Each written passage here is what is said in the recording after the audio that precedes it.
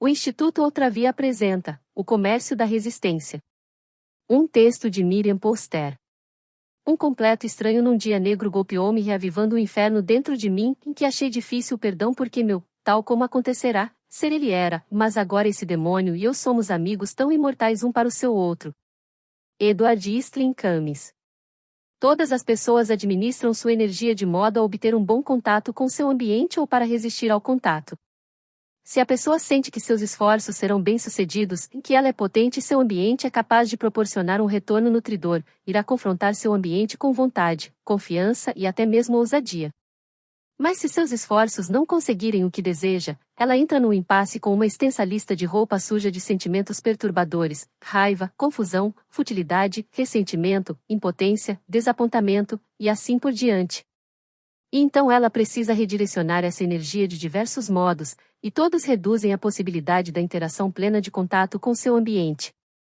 As direções específicas de sua interação redirecionada irá colorir o estilo de vida da pessoa conforme ela estabelece preferências entre os canais abertos para ela. Existem 5 canais principais de interação resistente, cada um com um estilo expressivo específico. 1. Introjeção. 2. Projeção. 3. Retroflexão. 4. Deflexão. E 5. Confluência. Quem usa a introjeção investe sua energia na incorporação passiva daquilo que o ambiente proporciona. Ele faz pouco esforço para especificar suas exigências ou preferências. Isso depende de ele permanecer não discriminativo ou de estar num ambiente totalmente benigno. Enquanto permanece neste estágio, quando o mundo se comporta de um modo inconsistente com suas necessidades, ele precisa usar sua energia para manter-se satisfeito com as coisas conforme as encontra. Quem usa a projeção renuncia a aspectos de si mesmo, atribuindo-os ao ambiente. É claro que ele estará certo uma parte do tempo, se o ambiente for suficientemente diversificado. Mas em grande parte ele estará cometendo grandes equívocos, abdicando de sua própria participação na direção da energia e experienciando a si mesmo como impotente para realizar uma mudança.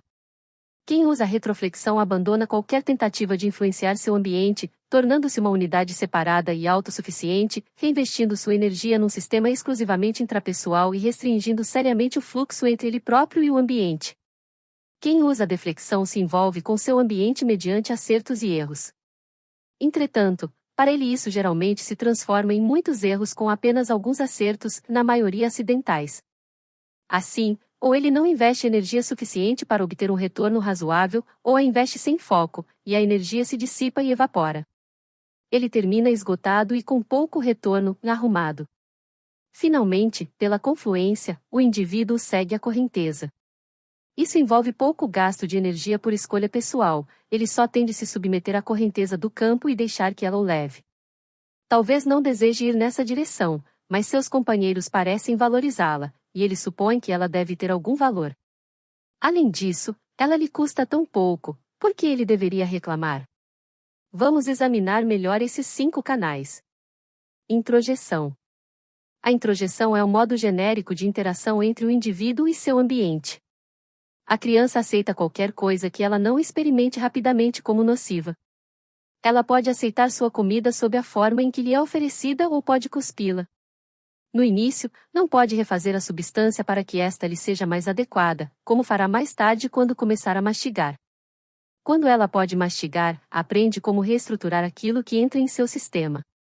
Entretanto, antes disso, ela engole infantilmente o alimento que lhe é proporcionado, e de um modo semelhante engole também as impressões da natureza de seu mundo.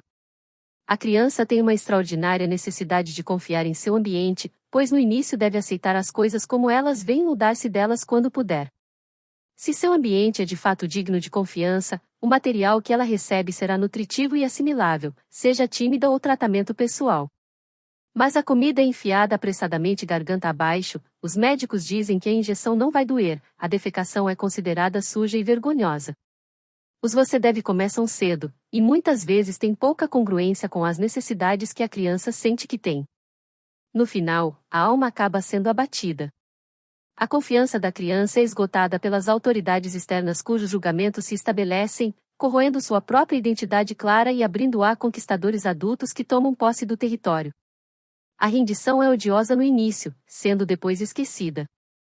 Assim, o corpo estranho governa, mantendo a pessoa pouco à vontade, desconfiada de desvios ou de ativações inesperadas, distorcida todas as vezes em que seu sistema de valores de segunda mão se mostra não responsivo às suas necessidades presentes. A pessoa que engoliu sem mastigar os valores de seus pais, de sua escola e de sua sociedade clama que a vida continue sendo como antes. Ela é um terreno fértil para a ansiedade e a defensividade quando o mundo à sua volta se transforma. Ela manipula sua própria energia de modo a apoiar os padrões introjetados, e ao mesmo tempo tenta manter seu comportamento o mais plenamente possível integrado com seu senso pré-fabricado de certo e errado.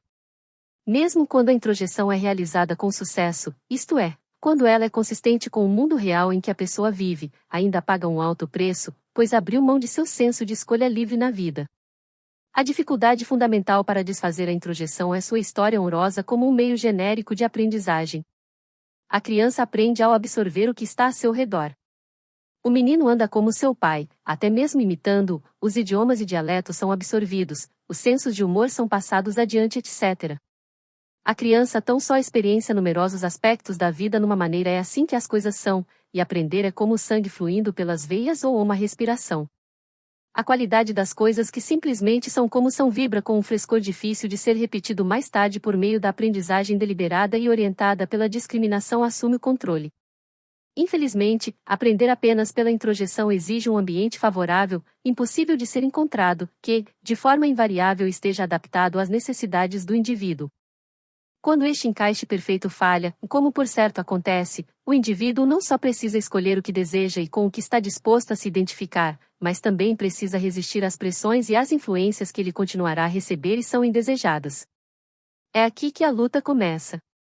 Em determinadas idades, quando a luta é drasticamente enfatizada como aos 2 anos e de novo na adolescência, ele começa a ressentir-se das incursões vindas do exterior de modo tão intenso que até se dispõe a sacrificar a sabedoria para poder afirmar a dominância de seu próprio sistema de escolhas.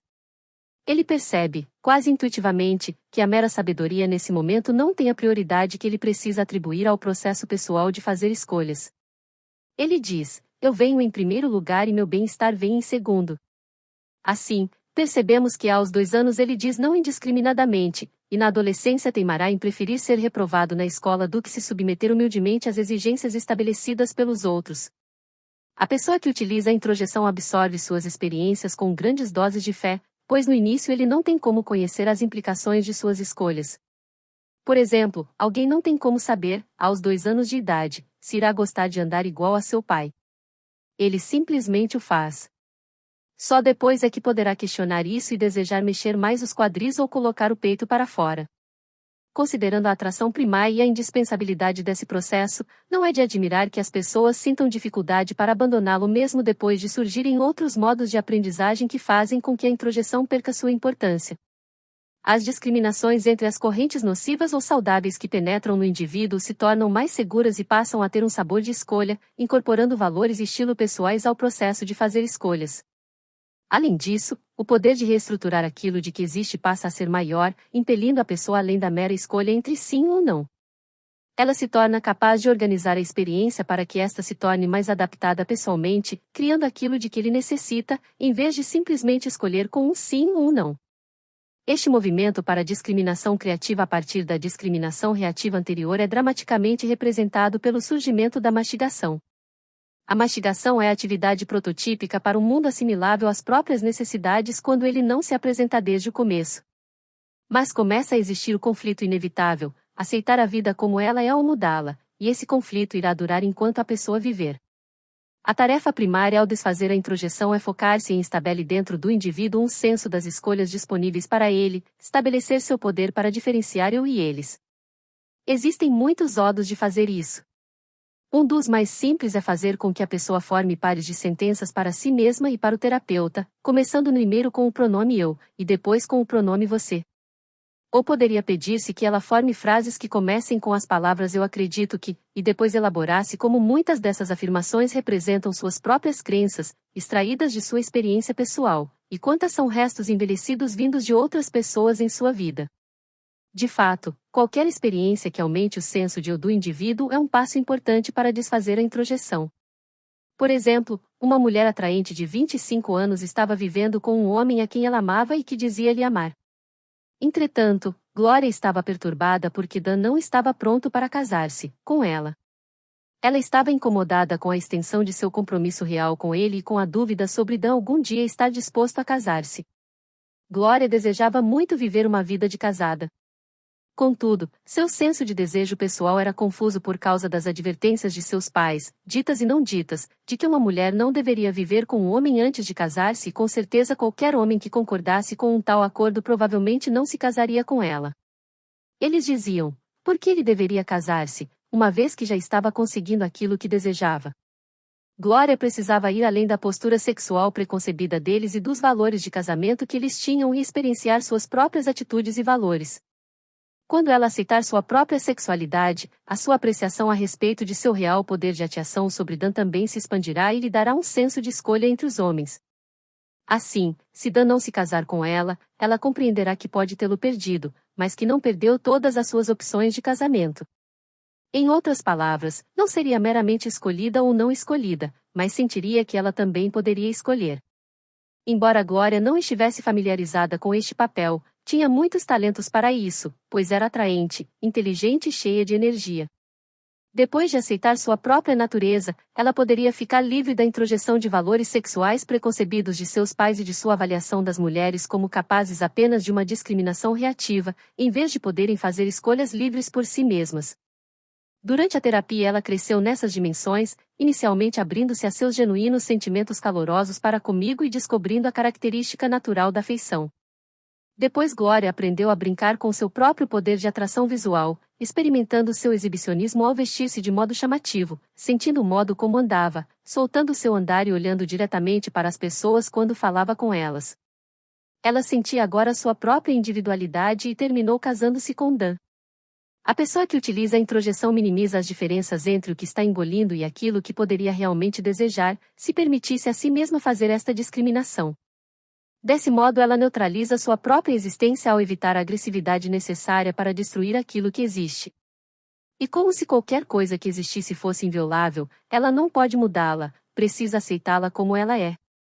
Assim, ela relaciona todas as novas experiências às experiências anteriores, enfatizando sua característica de inviolabilidade e assegurando que ela já saiba o que está acontecendo ou tenha aceito aquilo que está sendo dito. Toda a vida é apenas uma variação do que ela já experienciou, o que lhe provê de um para-choque diante de qualquer coisa nova, mas também reduz a renovação que pode vir do senso de imediaticidade da experiência. Alporta reconheceu a importância do modo como as pessoas se relacionam com as diferenças ou com a novidade ao descrever os perceptuais em termos de igualar ou aguçar. As pessoas que relembram e exageram as diferenças o que elas esperam que estão realmente experimentando. As distinções entre o familiar e o estranho são espinhosas, como um porco-espinho eriçado espinhos de diferença. Por outro lado, as pessoas que igualam, reduzem as diferenças. Os aspectos únicos ou marcantes da experiência são minimizados. Elas não precisam trabalhar tanto para reter nova aprendizagem, pois esta não apresenta muita novidade, basicamente porque elas omitiram ou esqueceram os detalhes novos. A tríade impaciência, preguiça e ambição faz surgir impedimentos poderosos para elaborar o material introjetado, para mastigá-lo literal ou figurativamente. A intolerância para com a diferença inevitável é na verdade uma intolerância para com a agressão necessária para alterar as diferenças antes que possam ser digeridas e assimiladas no organismo saudável. A impaciência para engolir algo rapidamente, a preguiça de ter de trabalhar duro para conseguir algo, ou a ambição por conseguir o máximo possível do modo mais rápido possível, todas essas tendências levam à introjeção. Por exemplo, essas palavras que você está lendo podem ser registradas de modo convincente neste momento, ou podem precisar de uma refutação raivosa, de uma discussão ou reflexão prolongadas, de ação em seu próprio trabalho ou de decisões quanto ao que não é aplicável ou assimilável agora em sua vida cotidiana. É difícil prever quanto tempo você precisará para a rejeição ou para a assimilação. A maioria dos livros é lida ou com o quadro de referência mental da introjeção, ou com a mente de um crítico. Eles passam rapidamente para a familiaridade ou para a alienação. Existem tantos livros a serem lidos, e o cuidado ou a atenção essenciais para a elaboração são distribuídos com muita parcimônia. A pessoa que utiliza a introjeção deseja receber tudo mastigado. Ela é uma presa fácil para o símbolo, a supersimplificação, a imitação, a lição que é facilmente reiterada de maneira obsessiva. Os conceitos autenticamente profundos e artísticos que guiaram Peros e outros, e dramatizados por demonstrações e por uma linguagem expressiva como hot seat, topdog underdog, impasse, masturbação mental etc., muitas vezes foram engolidos rapidamente e mas não digeridos, aqueles para quem a imitação e a idolatria substituem seu próprio desenvolvimento de um estilo natural a si mesmos. A representação traz energia ao processo de comunicação ao esclarecer a mensagem e acelerá-la. Mas para a plenitude pessoal é indispensável que haja discriminação entre a representação que inspira e esclarece, por um lado, e os truques da linguagem barata que fazem com que a pessoa se sinta sem saber como o próprio desenvolvimento é intensificado. Na terapia, quando são mobilizadas a agressão e a crítica da pessoa que usa a introjeção, ela passa a ressoar com sua própria amargura acumulada. Ela representa muito do que é ser amarga, pois engoliu o que era inadequado para ela, e está, portanto, na posição vitimizada de todas as pessoas que foram invadidas. Entretanto, é necessário fazer uma distinção entre amargura e agressão. Há uma tendência a se acomodar com a mera justificativa da amargura, enquanto a agressão pretende mudar algo. Inicialmente, essas mudanças podem ser aleatórias, pois o indivíduo não está acostumado a conhecer seus próprios desejos, e só sabe aquilo que não deseja e de que precisa se livrar. A mudança que ocorre apenas pela própria mudança, mesmo sem direção e desordenada, reativa a energia no sistema e mostra que um organismo vivo está sendo reavivado. Haverá tempo suficiente para se preocupar com direções depois que a vivacidade tiver sido recuperada. É claro que esta é uma filosofia arriscada, semelhante ao monstro de Frankenstein, pois a liberação de energia sem direção pode se movimentar para um lugar que possa ferir. Apesar disso, sobretudo no que se refere a introjeções, a energia precisa ser liberada. É por isso que a psicoterapia mais efetiva envolve o risco, e como acontece com todas as rebeliões. A rebelião é necessária para se desfazer a introjeção. Também é necessário vomitar, literal ou figurativamente, visto que isso representa a descarga dos indesejáveis corpos estranhos que precisam ser expelidos, mesmo que com o passar dos anos a pessoa sinta como se eles fossem próprios dela. Descobrir que o determinado não é nem um pouco determinado é uma experiência que torna real o drama da recuperação da autodireção, no qual a pessoa não considera sua existência como algo dado, mas está constantemente criando a projeção. Quem usa a projeção é um indivíduo que não pode aceitar seus sentimentos e ações porque não deveria sentir ou agir deste modo.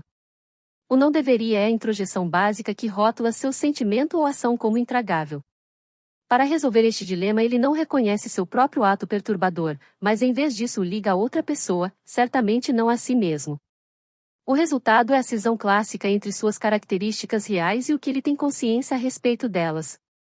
Enquanto isso, ele está intensamente consciente dessas características nas outras pessoas.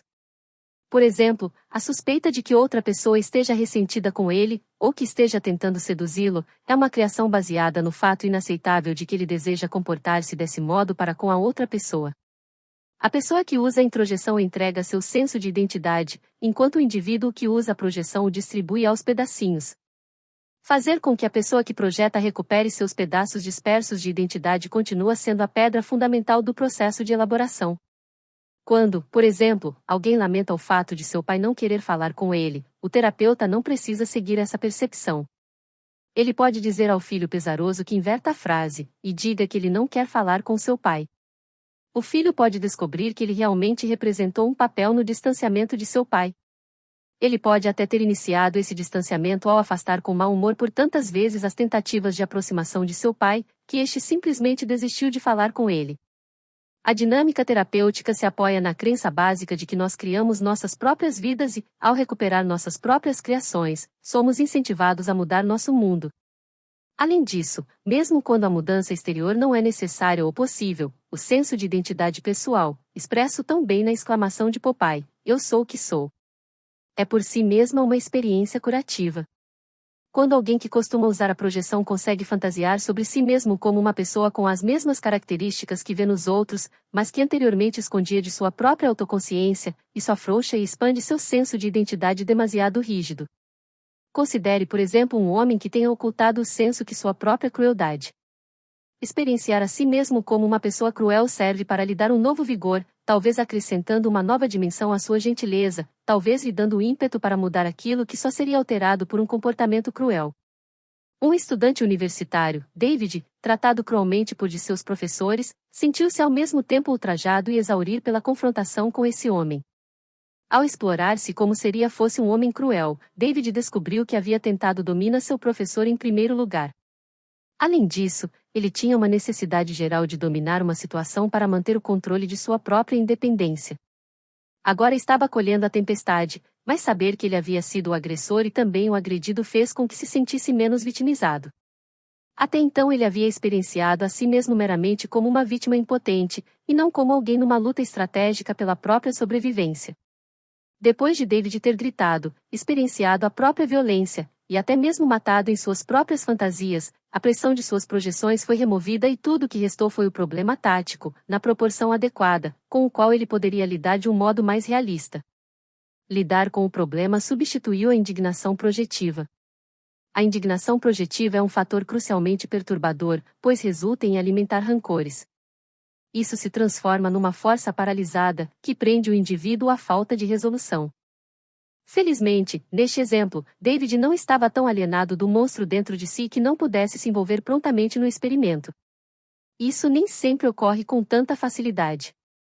As dificuldades aumentam quando as projeções formam uma autossustentação paranoide. Neste estágio, a pessoa que projeta a experiência às pessoas como estando ou contra ou a seu favor. Qualquer sugestão que confronte o indivíduo com a retomada de suas próprias características é rechaçada tão intensamente que pode deixar o terapeuta sem ação. A confiança se torna indispensável aqui, porque existe apenas um espaço estreito em que o terapeuta pode se movimentar para restabelecer a autoconsciência do paciente sem passar para o lado do inimigo. Uma pessoa nessa posição precisa que sua perspectiva seja apreciada independentemente de qual possa ser a verdade. Qualquer terapeuta que não experiencie autenticamente essa apreciação irá encontrar resistência. A retomada do material projetado precisa vir do apoio experienciado, ou não virá de modo nenhum. Uma mulher estava sofrendo muito com a ansiedade debilitante a respeito de seu chefe. Sentia que ele queria acabar com ela, visto ela ser tão inteligente, e ele não podia suportar uma mulher com sensibilidade, cuja abordagem mais sábia perante o seu trabalho apenas dominação e a preguiça dele. Percebi que o desejo de dominar e a preguiça dela, desejando que as coisas fossem feitas sem luta ou sem criatividade, exageravam as vibrações dolorosas entre ela e o chefe. Entretanto, qualquer sugestão de que ela experimentasse sair desse papel de pronto me colocava do lado do mesmo que de fato eu deplorasse o comportamento desse homem apenas um pouco menos do que ela o deplorava. Ela só pôde passar o auge de sua paranoia quando consegui colocá-la em tato com sua verdadeira natureza, pedindo-lhe que me contasse teorias reais sobre sua vida. Quando ela ficou absorvida no contar histórias reais, diretamente sem tendências estratégicas ocultas, sentiu meu apoio e isso diminuiu um pouco o calor de sua aventura paranoide. A projeção não é sempre desprovida de contato. A capacidade de projetar é uma reação natural humana. Nossa mutualidade humana é reconhecida quando somos capazes de extrapolar aquilo que sabemos ou intuímos sobre nós como verdadeiro também para os outros. Que outro modo as pessoas teriam para entender o que as outras estão falando? Um fato básico da vida é que os iguais se reconhecem. Assim, o terapeuta em sintonia com sua própria paranoia, com sua própria psicopatologia, com sua própria depressão, sua própria catatonia ou hebefrenia, está numa boa posição para responder a outra pessoa que pode estar no processo de autorredução mediante uma overdose dessas toxinas. Nossas próprias projeções nos ensinam mais do que essas debilitações psicológicas antiquadas. Elas são geralmente menos categóricas, isto é, saber como é ser tímido ou estar sexualmente excitado ou tenso, ou precisar sorrir ou qualquer uma das milhares de características específicas que se pode observar em outra pessoa. O terapeuta precisa oferecer ecoapessoalidade. Ele precisa ir além da configuração específica que é a pessoa dele e abrir espaço para os elementos que existem em qualquer pessoa. Cada pessoa é o centro de gravidade de seu universo. O fato de existir, sim, o mundo real lá fora não diminui o poder que se tem para sentir, interpretar e manipular esse mundo para que em última circunstância sua natureza seja determinada pela própria experiência. Apesar da ciência, o universo então se transforma na própria criação e cada pessoa, do mesmo modo que anteriormente já fantasiamos ser ele a criação de Deus. Esta fantasia proveio de nossa própria humildade, de entregarmos nosso poder aos outros, ou, mais cinicamente, foi a maneira que encontramos para lidar com nossa responsabilidade pelos problemas que criamos. Talvez não queiram acreditar que nós mesmos podemos causar tanta dor e a explicam pela intervenção de forças divinas misteriosas. Não é assim, é o nosso próprio universo, para o melhor ou o pior. O homem é o eixo ao redor do qual sua roda gira. Ele, como disse T.S. Eliot, no ponto imóvel de um mundo que gira. Retroflexão. A retroflexão é uma função hermafrodita na qual o indivíduo volta contra si mesmo aquilo que ele gostaria de fazer com outra pessoa, ou faz consigo mesmo o que gostaria que outra pessoa fizesse com ele. Ele pode ser seu próprio alvo, seu próprio Papai Noel, seu próprio namorado, seu próprio qualquer coisa que ele deseje. Ele condensa seu universo psicológico, substituindo com a manipulação de si mesmo o que ele concebe como anseios fúteis pela atenção dos outros. A retroflexão sublinha o poder central humano de dividir-se entre observador e observado, ou entre aquele que faz e aquilo que é feito. Essa capacidade se manifesta de modos diversos. O homem fala consigo mesmo. O senso de humor do homem é uma evidência dessa cisão porque isso significa que ele pode ficar de lado e enxergar a incongruência ou o absurdo de seu comportamento. O senso de vergonha ou de constrangimento do homem implica a perspectiva de autoobservação e de autocrítica. O homem também percebe conscientemente sua própria mortalidade. Existem muitos relatos artísticos da cisão do homem entre ele próprio e seu observador. A história de Poe sobre William Wilson e o Die Doppelganger de Schubert, o duplo fantasmagórico, lidam ambas com o problema do homem que foge de um observador espectral que não é outro senão ele próprio, e de quem, é claro, ele nunca poderá escapar. Observamos esse fenômeno também na conceituação humana sobre Deus como o ideal que sempre pode observar seus pensamentos e ações mais íntimos. A história bíblica de Moisés tentando fugir da vigilância de Deus é um precedente histórico do quadro feito por observação sobre o superego rígido que a criança constrói e é menos capaz de perdoar do que o superego parental do derivado. Os pais só tomam conhecimento se a criança escreveu na parede ou se ela dá um beliscão em seu irmãozinho. A criança sabe eu quis escrever na parede, ou eu quis beliscar o meu irmãozinho, e o sistema deveria que ela conhece tão bem a atormenta, a cutuca e a aperta. A dor da capacidade de autojulgamento que o humano permeia sua vida. Suponha que a criança cresça num lar em que as pessoas, embora abertamente hostis, sejam insensíveis e inacessíveis às suas manipulações naturais. Quando ela chora, não há um colo em que possa se aconchegar. Afagos e carícias são ainda mais difíceis de acontecer, logo ela aprende a consolar-se e mimar a si mesma, pedindo pouco para as outras pessoas. Mais tarde, ela compra a melhor comida para si mesma e a prepara amorosamente. Compra roupas finas para si mesma. Consegue um carro bom de dirigir. Proporciona a si mesma apenas os ambientes mais cuidadosamente selecionados. Com todo este amor para si mesma, ela ainda acredita em seu conteúdo genérico introjetado. Meus pais não vão dar atenção a mim. O que ela não se permitiu descobrir é que isso não é o mesmo que ninguém vai dar atenção a mim. Ao manter de um modo não crítico o conteúdo introjetado, ninguém vai dar atenção a mim, ela é compelida a responder, então tenho de fazer isso por mim mesma.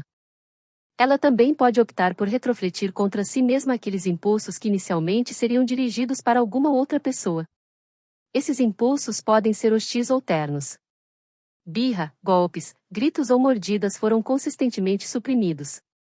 Mais uma vez temos o conteúdo genérico introjetado, eu não deveria ficar com raiva deles, que é encoberto pela defesa retroflexiva. Ela volta a raiva contra si mesma. Um exemplo disso, sem nenhum disfarce, se refere a um homem de pouco mais de 30 anos. Ele teve encefalite quando criança, permaneceu com dano cerebral residual e seu desenvolvimento foi comprometido. Ele gostava de conversar com as pessoas, mas não conseguia manter uma conversa por muito tempo. Percebia quando estava começando a perder o foco e começava a dizer raivosamente para si mesmo: estou ficando bobo, estou ficando bobo. Em seguida ia sentar-se sozinho nas escadas, curvado sobre si mesmo, balançava para frente e para trás, e beliscava-se desesperadamente, repetindo: estou ficando bobo, estou ficando bobo. Apesar disso, na melhor das hipóteses, a atividade retroflexiva pode ser autocorretiva, corrigindo as limitações reais ou os riscos inerentes à natureza espontânea do homem. Em momentos de impulso pessoal que poderiam levar ao perigo, o homem precisa parar a si mesmo, como faria antes de nadar arrebatadamente para longe demais da praia. Nos níveis mais elevados de envolvimento, o compromisso do indivíduo para com a ação pode se tornar demasiado forte e não crítico, de forma que uma força contrária passa a ser necessária. Por exemplo, uma mãe pressiona seus punhos fechados contra sua testa e, ao fazê-lo, impede-se de espancar brutalmente seu filho. A retroflexão só se torna caracterológica quando se transforma num confronto estacionário crônico entre energias mutuamente opostas dentro do indivíduo. Então a suspensão originalmente saudável da ação espontânea, temporal e sábia, se cristaliza numa resignação congelada.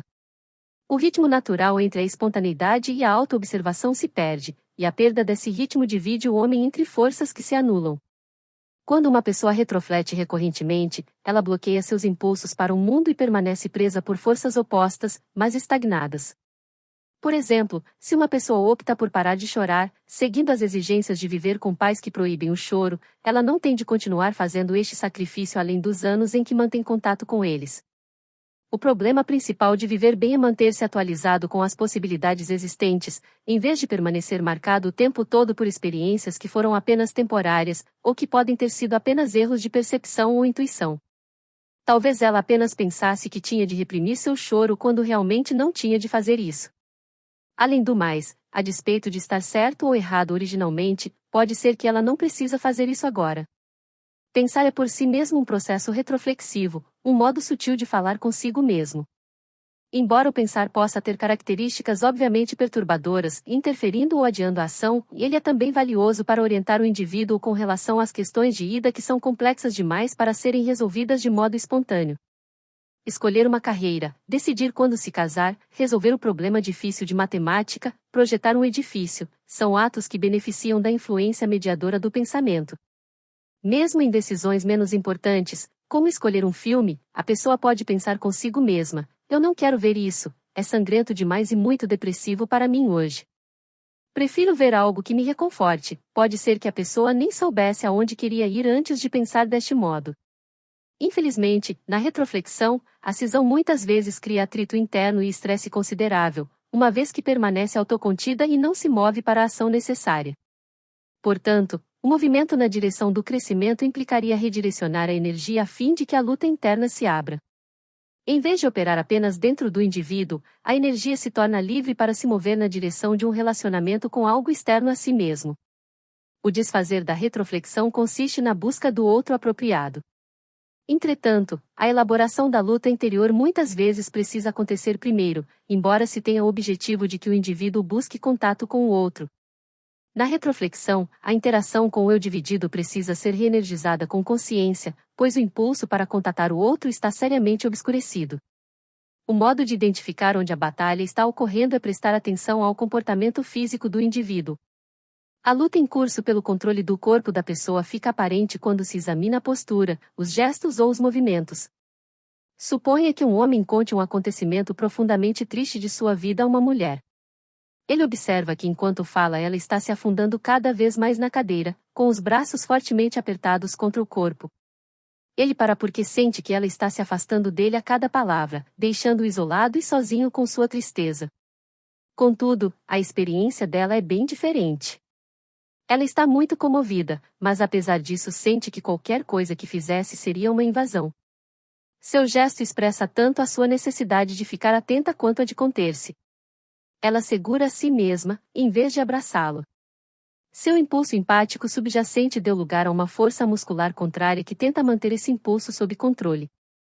Metaforicamente, é como se os braços dela tivessem transformado na corda de um jogo de cabo de guerra entre duas forças contrárias de intensidade bastante similar. Seus braços estão imobilizados na ação de segurar e não se movem. Toda a energia dela está voltada para imobilizar o impulso que ela teme. O campo de batalha de outra pessoa pode proibir comentários mordazes, cortantes, insultuosos ou outras formas hostis. O controle dele pode ser observado na tensão e contração de sua mandíbula imóvel, em guarda contra a expressão da raiva. Uma mulher que cruza as pernas de modo tenso pode estar se impedindo de movimentá-las de modo provocante. Uma mulher pode puxar seus cabelos em vez de puxar os dos outros. As pessoas despendem uma enorme quantidade de energia para manter o controle sobre ações como essas. As resistências a liberar a atividade retrofletida existem em dois níveis de toxicidade. No nível mais fraco, o indivíduo pelo menos faz para si mesmo aquilo de que necessita. Alguém que precise de aconchego pode aconchegar-se em si mesmo, sentar-se confortavelmente, enrolar-se sobre si mesmo e segurar-se carinhosamente. Quando ele pode permitir-se esta satisfação, está de algum modo à frente do jogo porque está proporcionando a si mesmo parte do calor e do contato que desejava de outra pessoa. Mas, no segundo nível de retroflexão, até mesmo essa atenção interna às suas necessidades é mínima. Quando ele experienciou não só a futilidade de tentar se aproximar de outra pessoa, mas também experiencia a si mesmo como intocável, então nem mesmo ele pode ser bom para si mesmo. Ele introjetou tão profundamente a proibição original contra o toque que se transformou em seu próprio policial. Ele se senta ereto em sua cadeira e quando toca a si mesmo, e ao enxugar-se após o banho, seu toque é profissional. Ele está em guarda contra qualquer rendição ao contato, mesmo que seja entre partes distintas de si mesmo. Ele não só não se aconchega contra outra pessoa, ele não se aconchega no mundo, nem mesmo consigo mesmo. Portanto, na resolução do processo retroflexivo, um estágio inicial de liberação da musculatura ou do sistema de ação poderia levar o indivíduo na direção de si mesmo em vez de na dos outros. O movimento que quebra a imobilização e recupera a energia viva no sistema é o movimento na direção final da recuperação do contato com o mundo externo, ainda que, num período intermediário, ele possa ser dirigido pelo próprio eu. Tudo isso é para o bem. A pessoa está a aceitar a si mesma tanto quanto a seu mundo introjetado ou projetado consequentemente, a pessoa retrofletida e congelada que não tem experiência sexual com outras pessoas em geral é pobre ao se masturbar. Na recuperação de sua sexualidade ela pode precisar primeiro aprender como se masturbar bem. Ao descobrir como se masturbar de um modo que goste, ela terá caminho de ter uma experiência sexual com outra pessoa, tem transições a serem completadas, é claro, mas é mais fácil ensinar espanhol a alguém que fale francês do que a alguém que não tenha experiências com idiomas estrangeiros. Uma vez que o fluxo natural da energia seja reaberto, ele tem mais probabilidade de encontrar uma direção correta. Qualquer nova atividade que envolva energia muscular começa de um modo autoconsciente e desajeitado. A resolução física do impulso retrofletido passa pelo mesmo estágio. Quando uma criança está aprendendo a andar, é necessário um esforço deliberado para colocar um pé na frente do outro. Depois de aprender a fazer isso, ela anda espontaneamente e sem autoconsciência. O mesmo é verdadeiro para o impulso retrofletido. Braços tensos, punhos apertados, mandíbula tensionada, tórax ou pelve imóveis, calcanhares batendo no chão, rangido de dentes, sobrancelhas cronicamente franzidas, todas essas expressões musculares de autocontrole começam na criança como um controle consciente feito com esforço. Eu não vou dizer um palavrão, eu não vou tocar na pele macia e atraente de minha mãe, tudo isso se inicia como um controle consciente. Uma criança, tentada por desejar tocar o proibido, olha para o objeto e adota a prática de dizer não, não, não para si mesma, como se fosse seu próprio pai. Mais tarde isso fica embutido, esquecido, e a tensão resultante é considerada algo sempre presente. Esquecido sim, mas não oculto porque o corpo tem muitas formas de registrar a mensagem esquecida. O resultado é uma infinidade de estruturas de caráter funcionais, como estômagos complicados, quadris presos e peitos afundados. O indivíduo hostil, que tem a mandíbula tensa e interrompe seus próprios impulsos agressivos e danosos, fica imaginando por que as outras pessoas podem fazer uma piada ou dizer um insulto risonho, ainda assim, sob circunstâncias semelhantes, ele tem mão pesada e punitiva. Outras pessoas podem dar palmadinhas nas costas de um velho amigo e dizer: "Como você está, seu velho idiota?" E o amigo ri e responde com um abraço. Mas quando ele procura os outros com um braço tenso, pois o que começa como uma palmadinha amigável nas costas bem pode terminar como um impacto duro, recebe de volta um educado aperto de mão, ou pior, um olhar espantado como se tivesse acabado de aterrissar vindo de Marte. Para desfazer a retroflexão é necessário voltar para a autoconsciência que acompanhou seu início. A pessoa precisa, mais uma vez, tomar consciência de como se senta, como abraça as pessoas, como rende os dentes, etc. Quando ela sabe o que está acontecendo internamente, sua energia é mobilizada para buscar saída na fantasia ou na ação. Ela pode encarar perspectivas como com quem gostaria de sentar-se, com quem gostaria de envolver-se no aperto de uma luta, ou num abraço suave, quem gostaria de levar em consideração ou em quem gostaria de dar uma mordida. Deflexão. A deflexão é uma manobra para evitar o contato direto com outra pessoa. É um modo de tirar o calor do contato real. O calor é retirado ao se recorrer a falar em rodeios, pela linguagem excessiva, ao rir-se daquilo que a pessoa diz, ao não olhar para a pessoa com quem se está conversando, por ser subjetivo em vez de específico, por não se ir direto ao ponto, por dar exemplos ruins ou nenhum exemplo, pela polidez em vez de falar diretamente, pela linguagem estereotipada em vez da original, por exprimir emoções brandas em substituição a emoções intensas, por falar sobre o passado quando o presente é mais relevante, por conversar sobre em vez de conversar com, e por desconsiderar a importância daquilo que acabou de ser dito. A ação fica sem alvo, ela é mais fraca e menos efetiva. O contato pode ser defletido pela pessoa que inicia a interação ou pela pessoa que responde a ela. A pessoa que deflete o contato quando inicia frequentemente sente que não está extraindo muito daquilo que faz, que seus esforços não lhe trazem a recompensa que ela deseja. Além disso, ela não sabe a que atribuir a perda. A pessoa que deflete ao responder a outra age como se tivesse um escudo invisível, muitas vezes experiencia a si mesma como imóvel, entediada, confusa, vazia, cínica, não amada, importância e deslocada. A sensação de contato é demasiado aumentada quando a energia defletida pode ser trazida de volta ao alvo. Apesar de em geral ser autolimitadora, a deflexão pode ter uma útil, existem situações naturalmente quentes demais e das quais as pessoas precisam se afastar. As nações, exemplo, precisam retirar o calor de algumas questões. A linguagem da diplomacia é famosa por remover os espinhos da expressão o insulto indesculpável das interações entre os países. Muitas dessas conveniências linguísticas podem acabar sendo meramente falsas, mas algumas de modo autêntico tentam evitar a afirmação de antagonismo sem saída que não pode ser retirada. Muitas expressões carregam implicações estereotipadas que divergem da intenção real de quem as usa. Por exemplo, algumas comunicações, por mais honestas que possam ser no momento da ativação, provocam reações em quem as ouve, e embora os sentimentos possam ser apenas temporários, essas reações transformam em pedra algo que era apenas efêmero. Isso vale para indivíduos em termos pessoais e também para nações. Se eu insulto com palavrões no auge de minha raiva, isso não caracteriza necessariamente meus sentimentos permanentes a seu respeito. Confiança, tempo e conhecimento íntimo entre as pessoas farão uma ponte sobre esses momentos, mas sob circunstâncias em que eles não estejam disponíveis, pode ser sábio e necessário defletir a raiva. O problema começa quando uma pessoa se torna dependente da deflexão ou não consegue discriminar quando ela é necessária.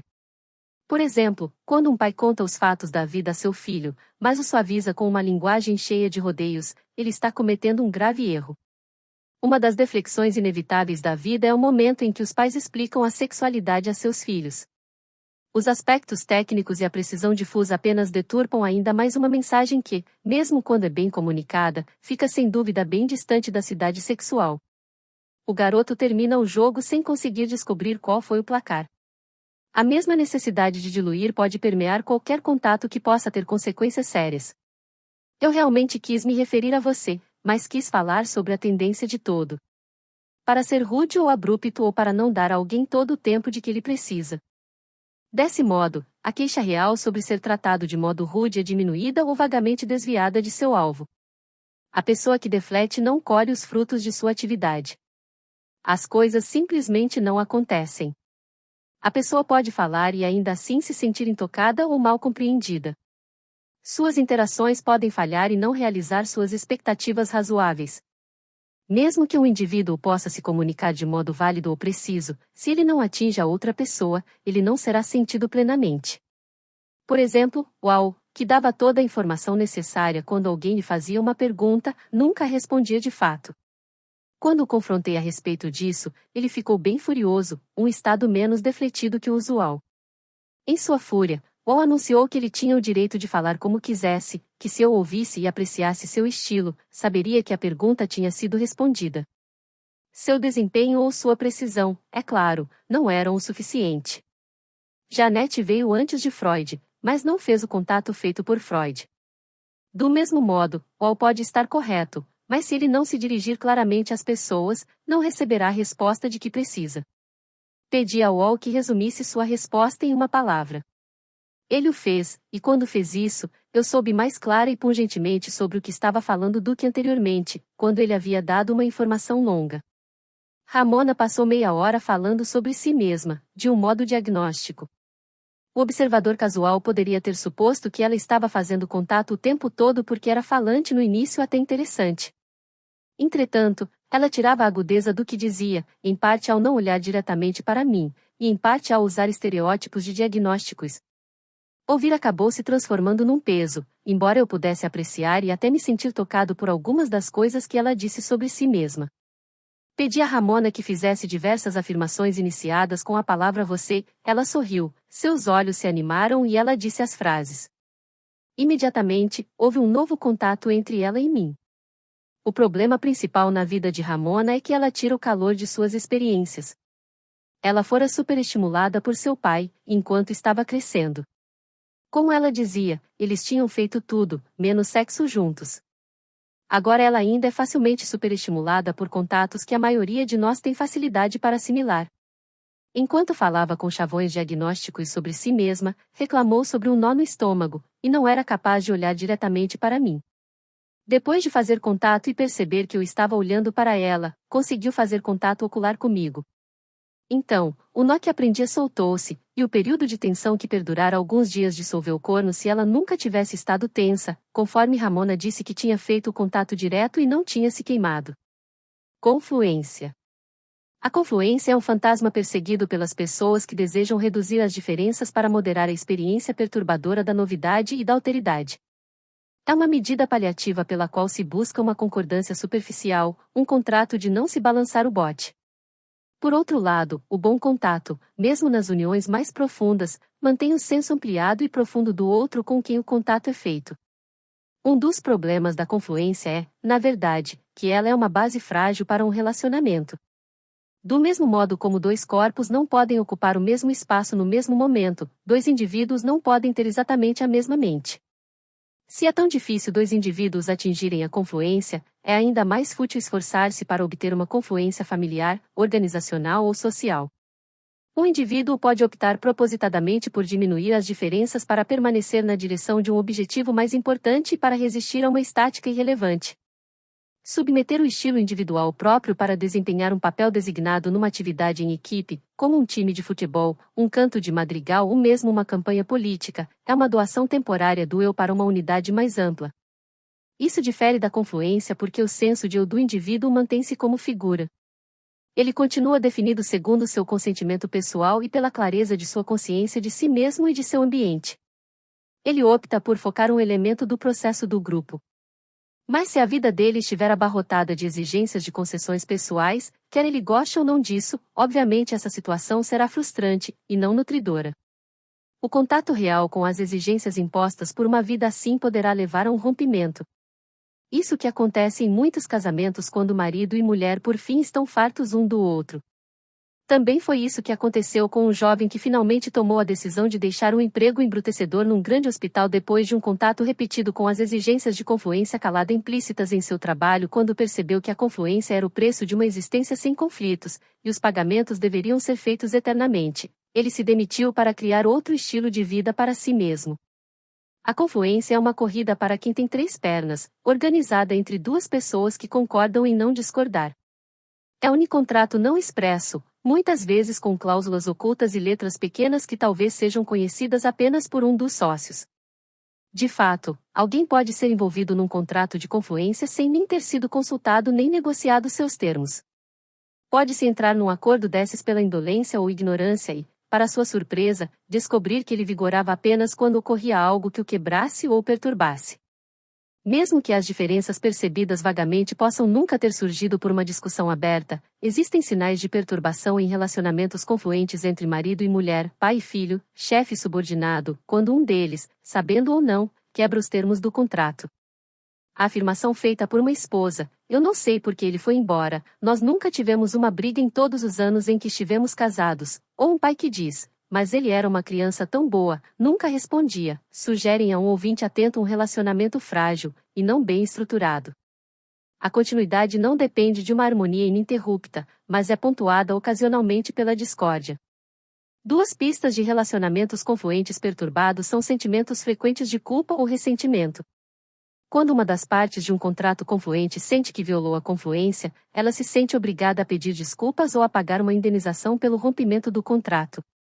Ela pode não saber por quê, mas sente que transgrediu e acredita que é devida a uma punição, uma expiação ou uma compensação.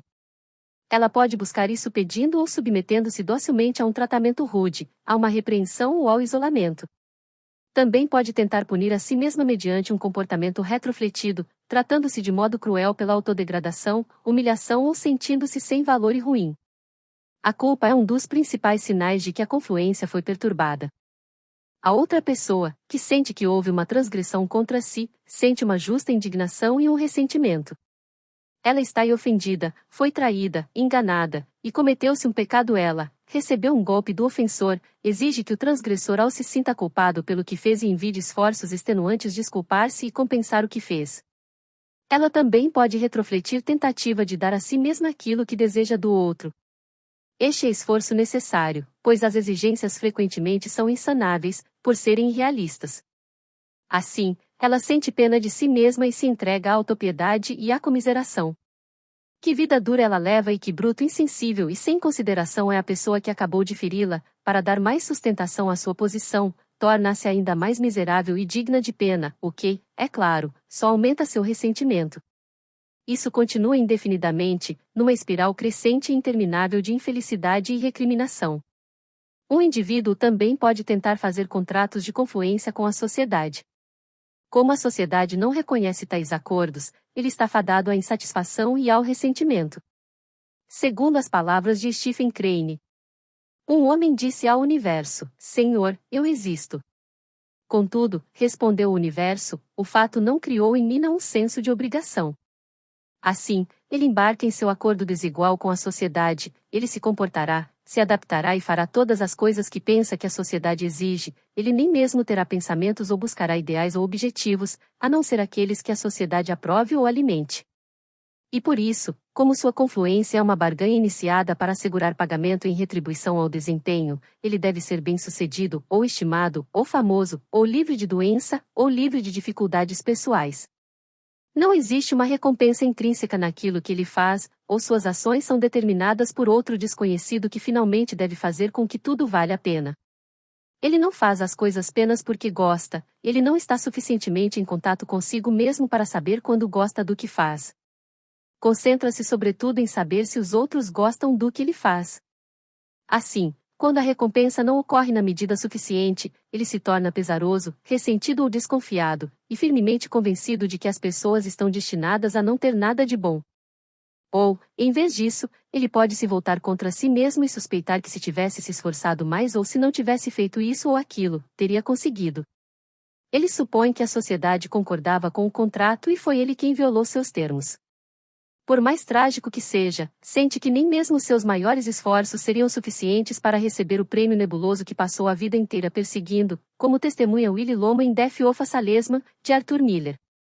Os antídotos para a confluência são o contato, a diferenciação e a articulação. O indivíduo precisa começar a experienciar escolhas, necessidades e sentimentos que sejam seus e não tenham de coincidir com os das outras pessoas. Ele precisa aprender que pode encarar o terror de ser separado dessas pessoas e ainda permanecer vivo. Perguntas como o que você sente agora? O que você quer agora, ou o que você está fazendo agora? Podem ajudá-lo a focalizar seus próprios objetivos.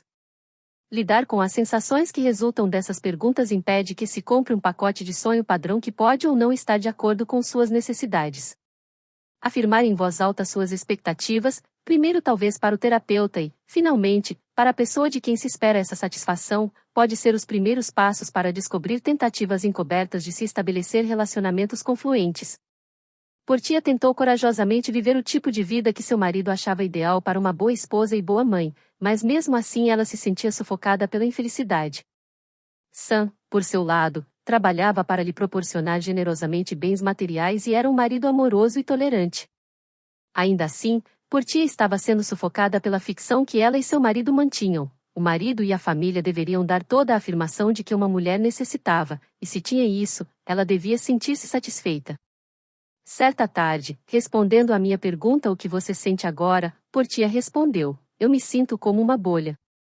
Ela sentia que tudo o que fazia era uma resposta à necessidade das outras pessoas, ser motorista para os filhos e o marido, ir às aulas de voo de Sam quando ele estava fora da cidade e fazer anotações para ele, e não demonstrar que estava perturbada com os problemas com seus filhos. Ela se apavorava com a ideia de deferir do marido. Chorava e tinha dores de cabeça. Conforme começou a se conscientizar de que não podia aceitar como seus os padrões de seu marido, Portia começou a se sentir desconfortavelmente ressentida com Sam e com raiva de si mesma, pela concordância submissa a essas condições. Cada vez que ela reclamava com ele, sentia ainda mais culpada, como se estivesse exigindo demais. Sam sentia-se ressentido porque seu amor e os confortos materiais ele proporcionava não pareciam deixá-la feliz. Ele também se sentia culpado, pois suspeitava, em como estava no contrato, que de algum modo ele era o responsável por não dar mais a ela. Os dois começaram a trabalhar num novo estilo, embora houvesse dor na reiteração de Portia de que precisava mais, e dor também por parte dele ao ouvir isso. Ela entrou na faculdade, e Sam desistiu de um emprego em outra cidade, até que ela terminasse seus estudos.